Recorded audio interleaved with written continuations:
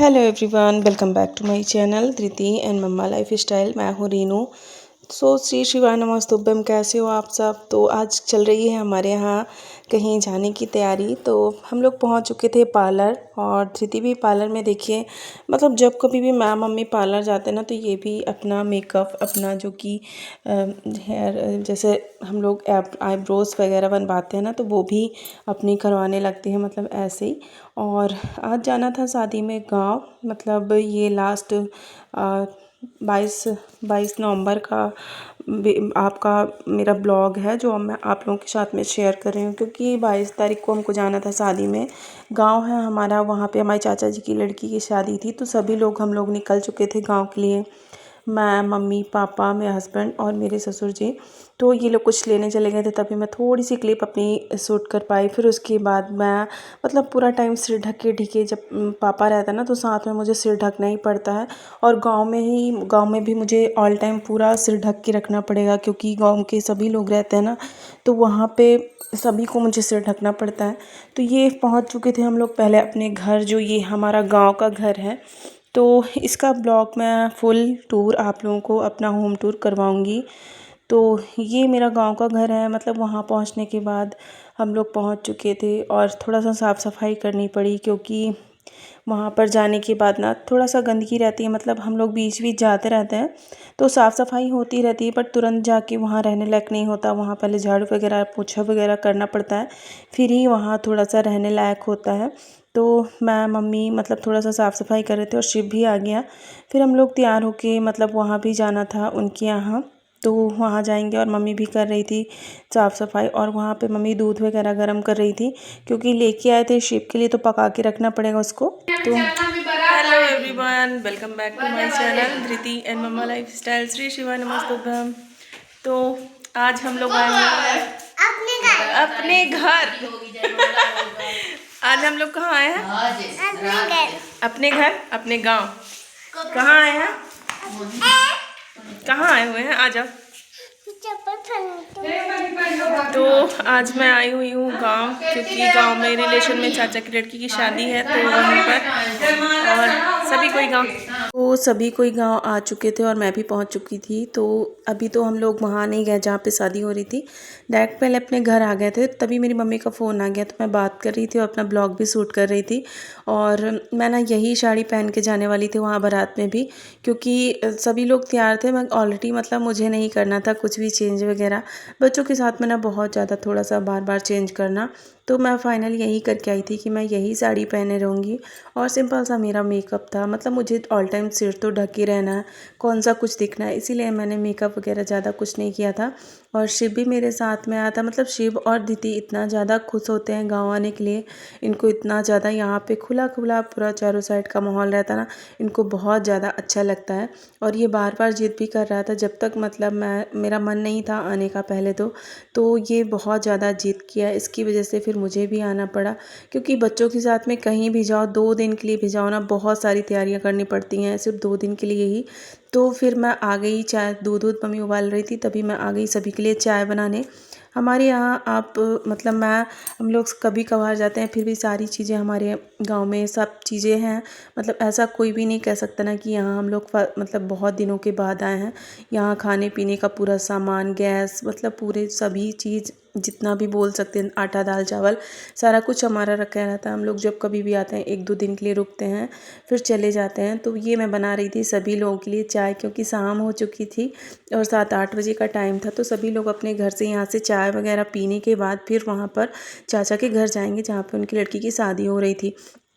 और ये मेरी दोनों बुआ भी आ चुकी थी, तो डायरेक्ट हम लोग के साथ में ना ये भी घर आ गई थी चाय वाय पीने की। यहाँ से वहाँ तो फिर ऐसे ना भीड़ भाड़ में ज़्यादा कुछ मिलता नहीं है, तो अपने घर से चाय वगैरह पी के फिर हम लोग वहाँ पे जाएंगे। तो जो भी रात का कार्यक्रम है ना, तो रात में वहीं रुकेंगे, और सुबह फिर आएंगे जब विदा वगैरह हो जाएगी। तो विदा होने के बाद ही होती है, आ पाएंगे हम लोग। तो शिव के लिए भी मैं दूध पका रही थी कि बॉटल में रख लूँ, क्योंकि रात में फिर वो रोता है ना, तो वहाँ भीड़ भाड़ में कहाँ मिलता है, कहाँ नहीं मिलता। इसी वजह से मैं ना बॉटल में भर के रख ली थी। और शिव ना चाय बनने के बाद सभी को चाय देने के लिए मतलब इतना ज़्यादा यहाँ आने के बाद यहाँ खुश था कि सबको बना बना के चाय में दे रही थी और ये जा जा के सभी को दे रहा था। मतलब मैंने एक हाथ से पकड़ रखा था क्योंकि अभी ये बहुत छोटा है, तो वैसे भी चाय गर्म है तो जल जाएगी। है मेरी बुआ, जो कि दोनों लोग आई थी, धृति मम्मी, और मतलब सभी के लिए मैंने चाय बनाई तो सभी ने चाय एंजॉय करी। मतलब गांव में एक अलग थोड़ा सा हर चीज़ों का टेस्ट आ जाता है अपना। वैसे भी हमारा गांव मतलब थोड़ा सा दूर है, कभी कभार ही आना होता है। हम लोग आते हैं मतलब 2-4 महीने में कभी कभार आ जाते हैं, जब कभी पूजाई हुई या फिर कुछ कार्यक्रम हुआ परिवार में, रिलेशन में, तो पहले तो हम लोग अपने घर आते हैं फिर वहीं जाते हैं, क्योंकि घर में सारी चीज़ें मतलब इतनी ज़्यादा अच्छे से व्यवस्थाएं हैं कि यहाँ कोई आराम से रह सकता है। और ये ठंडी के मौसम में ये छोटी सी ग्लास में, कांच की ग्लास में, तो मुझे अलग सी फीलिंग आ रही थी, मतलब बहुत अच्छा लग रहा था। मैं उसको चाय को एंजॉय कर रही थी। मतलब बच्चे भी बहुत ज़्यादा, देख सकते हैं कि आप बाहर अंधेरा हो गया था और हम लोगों के जाने का हो गया था टाइम, तो सभी कोई चाय पीने के बाद फिर निकलेंगे। और मतलब एक अलग थोड़ा सा परिवार मिल जाता है ना, अपने घर के लोग मिल जाते हैं ना, तो फंक्शन जैसे लगने लगता है कि चलो घर की बहनें आ गई, बुआ लोग आ गई, तो सभी कोई जब अपने घर का आदमी आ जाता है ना, तो सारी चीज़ें बहुत अच्छी लगती हैं।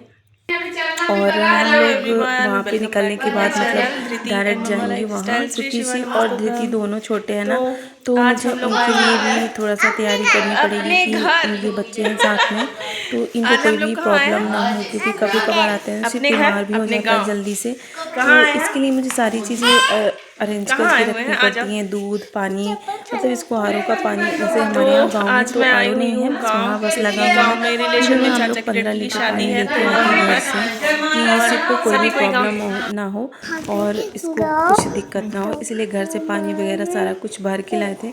और शिव जान रहा था कि ब्लॉग बना रही है मम्मा, मतलब मुझे थोड़ा थोड़ा ही टाइम मिला, बहुत जल्दी जल्दी फिर हम लोग बारात आ गई थी ना, तो जल्दी जल्दी बस निकलने वाले थे। तो जब तक चाय सभी कोई पी रहे थे तभी तक मैंने छोटी सी क्लिप बना ली कि चलो वैसे भी मैं ब्लॉग तो डालती ही हूँ, तो ये भी अपना ब्लॉग में सभी लोगों के साथ में शेयर करूँगी।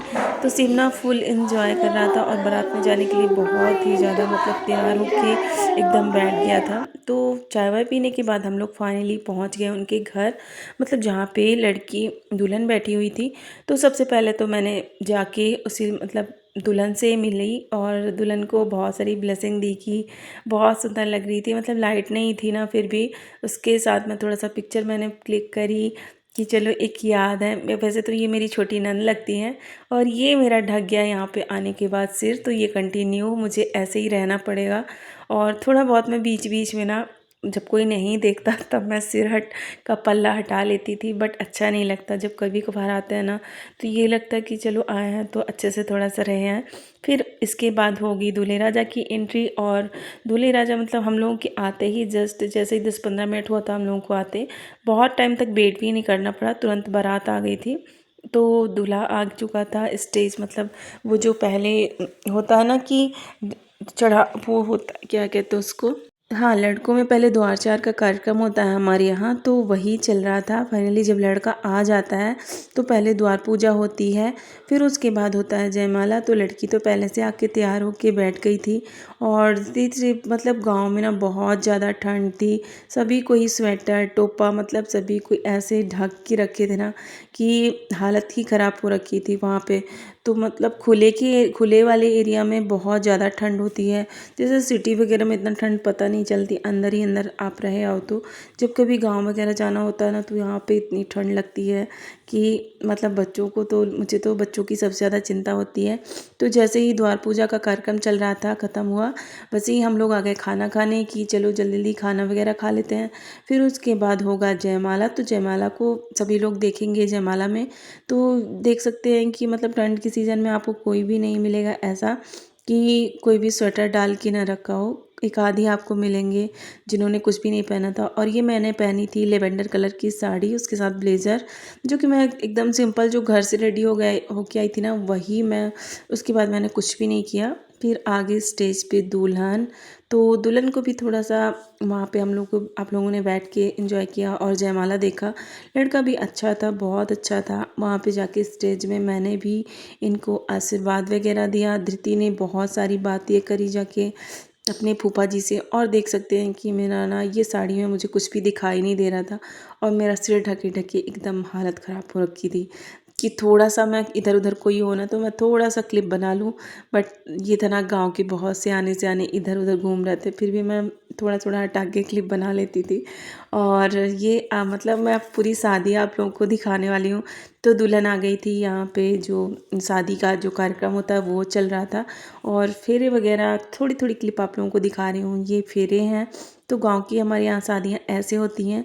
तो ये मेरी नंद की शादी थी और मैं लगती हूँ भाभी। तो जो बिछिया पहनाने का नींग होता है ना सुबह, वो मुझे करना था। तो ये मैं आके बैठी थी और उनको, जो अंजलि मेरी नंद है, उनको मैं पहना रही थी बिछिया।